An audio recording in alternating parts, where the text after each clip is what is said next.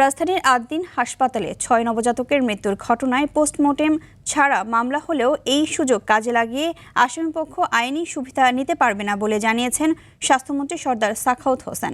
বলেন, এই অপরাধের কোনো ছাড় হবে না। বিচারক আবেগতাড়িত হয়েও রায়ও দেবে না। সচিবালয়ে নিজ দপ্তরে সাংবাদিকদের একথা বলেন। স্বাস্থ্যমন্ত্রী বলেন, চীন ও বাংলাদেশের যৌথ উদ্যোগে ৫টি শহরে নারীদের জন্য আধুনিক হাসপাতাল তৈরি করা হবে। এছাড়া ৫টি বিভাগীয় শহরে শিশুদের জন্য ২০০ শয্যার বিশেষায়িত হাসপাতাল ডিসেম্বরের মধ্যে উদ্বোধন করা হবে।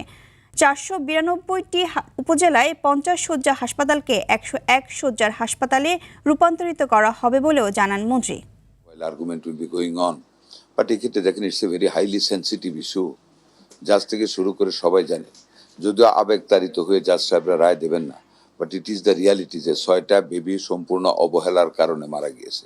এবং রাজুকও যে রিপোর্ট দিচ্ছে সেটাতে টোটালি আনঅথরাইজড ইন্টারনাল স্ট্রাকচার। সব কিছু বিবেচনায় আমার মনে হয় না এই মামলায় তারা কোনো বেনিফিট পাবে।